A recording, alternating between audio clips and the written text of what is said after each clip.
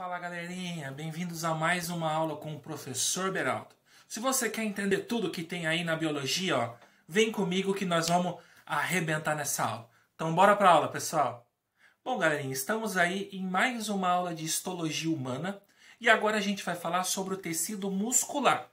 Quais são os tipos de músculo, musculatura lisa, musculatura estriada, musculatura cardíaca, quais são as suas diferenças, quais são as suas funções no corpo.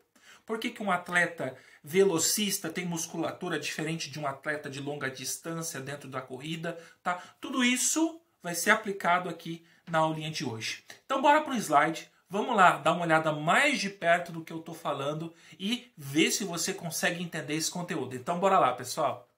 Bom, pessoal, hoje a gente vai falar da histologia humana na parte que fala sobre os tecidos musculares. Quais são as suas características, funções, aonde ele se encontra, diferenças e tudo mais, tá? Primeira coisa, o que os tecidos musculares possibilitam? Eles vão possibilitar aí a locomoção, realização dos movimentos internos, tanto voluntários quanto involuntários, batimento do coração, ventilação do pulmão, movimento peristáltico e tudo mais, tá? Eles são formados por um conjunto de células específicas do músculo, que são chamados de miócitos, e esses miócitos, que são essas células preparadas, eles têm a capacidade de conseguir se contrair por serem extremamente elásticos. Então, eles fazem a contração e o relaxamento numa boa aí no grupo dos miócitos, tá? Falando especificamente sobre o tecido muscular esquelético, que é um dos tipos, tá?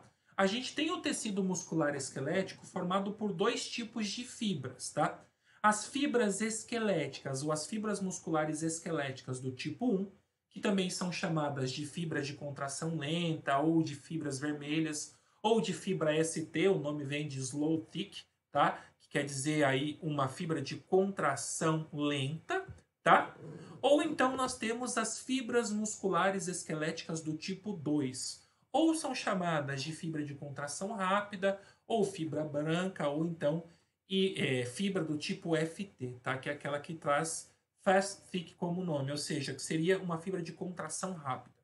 Qual que é a principal diferença entre esses dois tipos de fibras? Primeira coisa, ambas são tecido muscular esquelético, são encontrados nos músculos principalmente.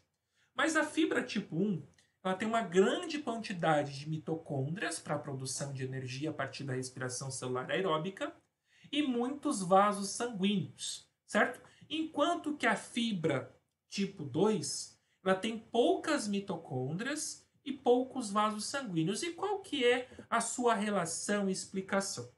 A fibra do tipo 1, que é chamada de fibra vermelha, por ter muitos vasos sanguíneos, ela também tem a presença de muita mioglobina, que seria uma estrutura celular responsável pelo carregamento de gases, deixando esse tecido riquíssimo em gás para que ele consiga fazer o processo de respiração celular aeróbica, a partir da fosforilação dos ácidos gráficos e consequente produção de adenosina trifosfato, ou seja, a produção de ATP. Só que esse processo de respiração celular aeróbica é um processo mais lento, que produz energia mais lentamente. Porém, é um processo muito rentável energeticamente e por isso faz com que os músculos do tipo 1, ou seja, músculos que possuem fibras do tipo 1 ou fibras vermelhas, eles demorem mais para atingir a fadiga muscular, ou seja, eles demoram mais para se cansar. Por isso eu encontro as fibras musculares do tipo 1 principalmente nos atletas, aí um exemplo, corredores de longas distâncias, que vão correr aí muitos quilômetros, aí 20, 30 quilômetros, sem ter a fadiga muscular, por causa dessa grande quantidade de fibras vermelhas, tá? De fibras do tipo 1. Diferente das fibras de tipo 2, que são mais encontrados em atletas de curtas distâncias, mas que correm muito rápido. Por que essas fibras são chamadas de fibras brancas? Porque ela tem pouquíssima mioglobina, por causa da baixa taxa de vascularização nesse tecido, tá? O que vai gerar para a fibra uma cor vermelho claro, tá? E ela é adaptada principalmente para contrações rápidas, já que ela obtém a energia a partir do processo de glicose, que seria a quebra da glicose e futura fermentação. Ou seja, é um processo que usa, na verdade, que não usa o oxigênio para a produção de ATP, que vai gerar energia mais rapidamente, mas por ser um processo que traz menos eficiência energética, ele vai trazer a fadiga muscular muito mais rápida. Por isso, esses corredores, eles conseguem correr muito rápido, porém em pequenas distâncias. Enquanto que os corredores de longa distância não são tão rápidos, mas eles conseguem correr aí distâncias mais longas. E aqueles que têm a corrida aí em médias distâncias vão ter uma musculatura mista, né, que tem um pouco de fibras do tipo 1 e um pouco de fibras do tipo 2. Isso a gente está falando do tecido muscular esquelético, tá, pessoal? Ao estudar os tecidos musculares, nós temos que conhecer um pouquinho dos nomes que são próprios para o tecido muscular. Por exemplo, sarcolema é o nome dado para a membrana plasmática das células musculares. Sarcoplasma é o nome dado para o citoplasma das células musculares. Sarcossoma é o nome dado para as mitocôndrias das células musculares. Retículo sarcoplasmático é o nome dado para o retículo endoplasmático das células musculares. E mioglobina seria a hemoglobina, que tem a função de transporte de gases, específico para células musculares. Olhando o tecido muscular esquelético mais a fundo, mais assim, profundamente, eu consigo enxergar aqui, a partir do músculo inteiro, várias secções das fibras musculares. Tá? Então eu tenho aqui, ó, envolvendo o músculo inteiro, o epimísio, que é o tecido de revestimento aqui da estrutura muscular. Quando eu pego um único feixe aqui do epimísio, eu vou ter a estrutura que a gente vai chamar de fascículo muscular. Esse fascículo também tem um tecido de revestimento, que é o perimísio, tá? Depois, quando eu tiro aqui um grupo do fascículo, eu vou observar as estruturas, certo? Que contém ali as fibras musculares revestidas por um endomísio, certo? E quando eu pego uma única dessas fibras, aí sim eu vou ter a própria fibra muscular, tá? Então, um endomísio ele é formado de várias fibras musculares. Dentro dela a gente vai ter uma célula muscular, tá? Então aqui você tem o sarcoplasma, que é o plasma da célula muscular, o núcleo da célula muscular, e envolvendo essa fibra muscular aqui a gente tem o endomísio, tá? Que vai formar aí a musculatura esquelética estriada, tá? Aqui é a mesma imagem, só que quando eu chego lá na fibra muscular propriamente dita, eu consigo observar a sua estrutura de formação, tá? Que é a partir dos sarcômeros, que apresentam fibras do tipo actina e miosina para sua formação, tá? E essa actina e miosina são as responsáveis pelos processos de contração muscular. Então aqui dá para observar melhor, ó. Eu tenho o tecido muscular esquelético no movimento de contração. Quando ele está estriado, as fibras actina e miosina, elas estão separadas, certo? Com o gasto de ATP mais um cálcio, certo? Eu vou contrair o músculo e eu vou ter a diminuição do sarcômero com o deslizamento entre a fibra de actina, aqui representada por azul, e miosina, representada por vermelho. E assim acontece o movimento de contração muscular. É claro que é um processo que vai sempre acontecer, aonde a contração gasta energia e cálcio e o relaxamento também gasta energia. Ué, eu pensei que relaxar era fácil, era só relaxar. E não. Na verdade, o processo de relaxamento, você precisa voltar as fibras de actina e miosina para sua posição original. E para que isso aconteça, existe também um gasto de energia.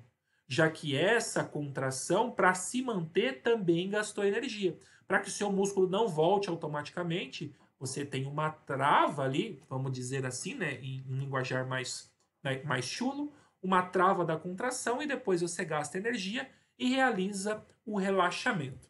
Professor, é fácil assim?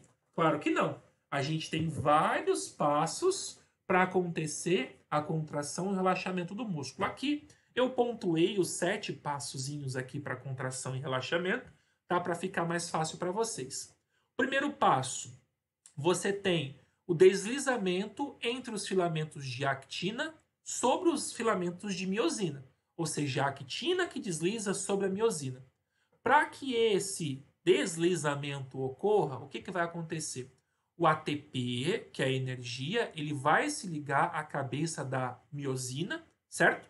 E ao se ligar à cabeça da miosina, ele já vai se hidrolisando, formando então o ADP, certo? Ele perde o fosfato e libera o fosfato inorgânico. Juntamente com o ATP, uma molécula de cálcio vai sair do retículo sarcoplasmático, certo? E vai para o citoplasma da célula.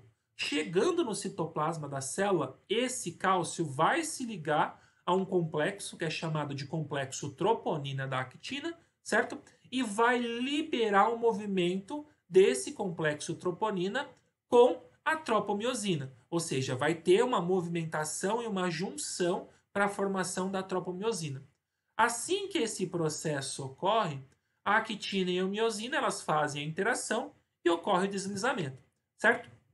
O fosfato inorgânico juntamente com o ADP, eles vão sair, certo? E a miosina ela vai se mover, vai causar então o encurtamento aí dos músculos, certo?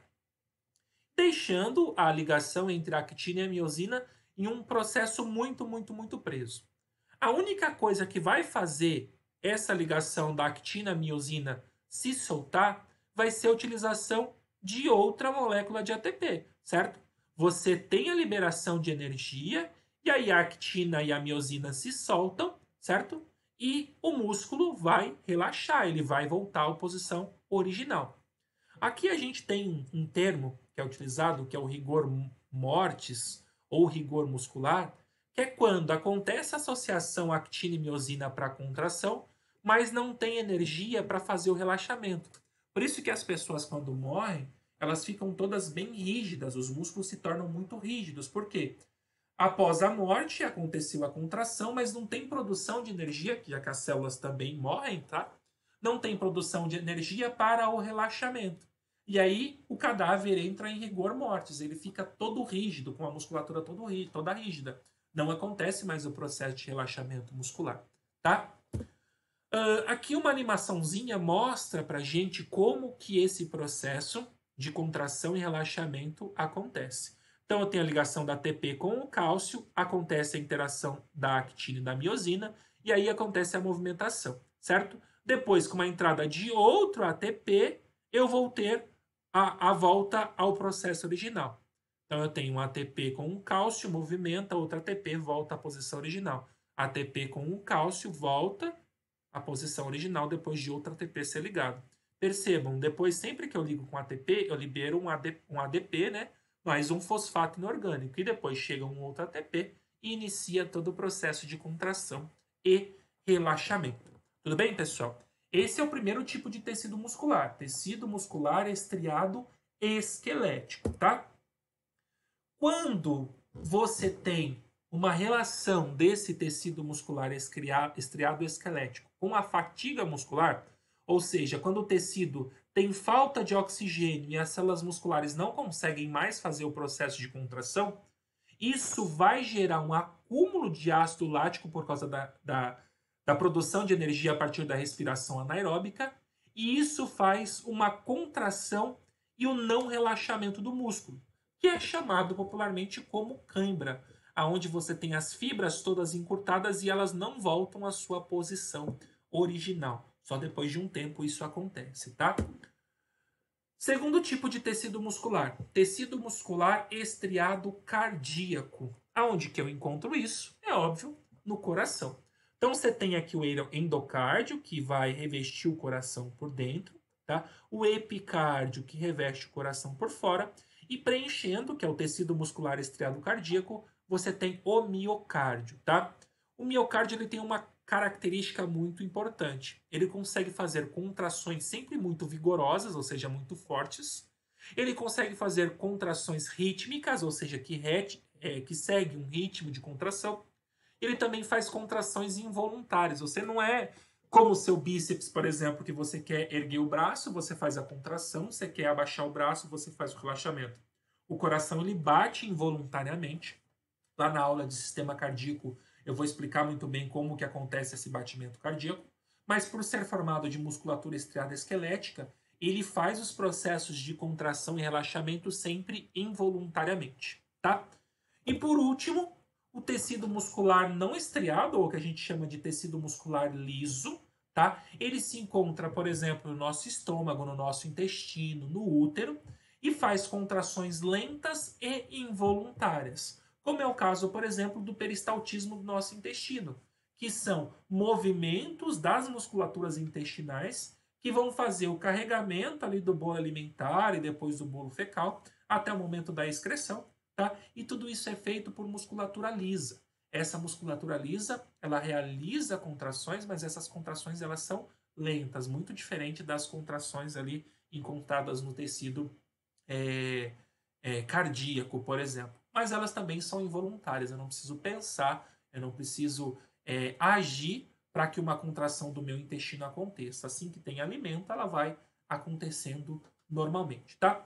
Então, esses são os nossos tecidos musculares, pessoal. Lembrando, nós temos o tecido muscular estriado, tá? Esquelético, o tecido muscular estriado cardíaco e o tecido muscular não estriado, ou seja, tecido muscular liso, certo? Espero que vocês tenham entendido aí tudo que foi falado nessa aula. E chegamos, galera, ao fim de mais uma aula de biologia.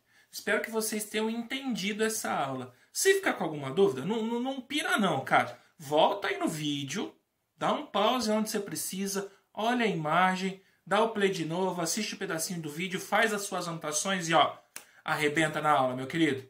Um abraço do professor Beraldo e até a próxima aula.